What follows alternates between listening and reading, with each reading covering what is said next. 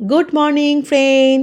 শীতের সকালে চলে এসছে সুস্মিতা নতুন একটা রেসিপি নিয়ে।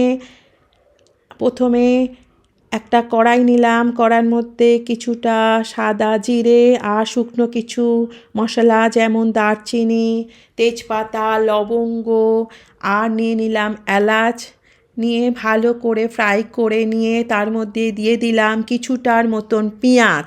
হাফ কাপের মতন পেঁয়াজ দিলে হবে। পেঁয়াজটাকে যতক্ষণ ভাজতে হবে যতক্ষণ পেঁয়াজের কাঁচা গন্ধটা চলে যায়। আর পেঁয়াজটাকে সফট করবার জন্য একটু নুন দিয়ে দিলাম, আর তার সাথে দিয়ে দিলাম আলু আর ক্যাপসিকাম। পেঁয়াজটা ভাজার সাথে সাথে ক্যাপসিকাম ও আলুটাও ভাজা হয়ে যাবে এবং ক্যাপসিকামটা সফট হয়ে যাবে। এবার ধুয়ে রাখা মাংসের টুকরোগুলো দিয়ে দিলাম। এবার ততক্ষণ পর্যন্ত এগুলোকে ফ্রাই করতে হবে যতক্ষণ না পর্যন্ত মাংসের কালারটা চেঞ্জ হচ্ছে। ভালো করে নাড়াচাড়া করে নিতে হবে, নইলে পেঁয়াজটা নিচে লেগে যাবে।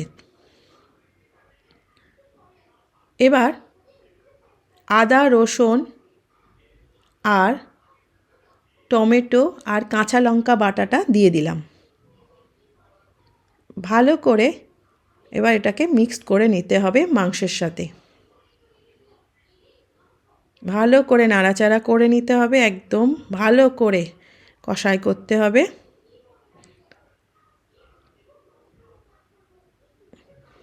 এবার দিয়ে দেবো কিছু বেসিক মশলা, ধনে আর জিরে।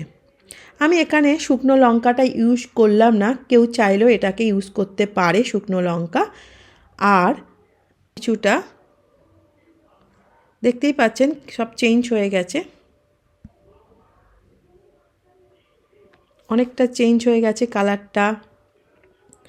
এবার গরম জল দিতে হবে, ঠান্ডা জল দিলে হবে না, গরম জলটা দিয়ে দিলে তাড়াতাড়ি সেদ্ধ হয়ে যায়। এবার ঢাকা দিয়ে 20 থেকে 25 মিনিট রেখে দিলেই চিকেন কষা রেডি।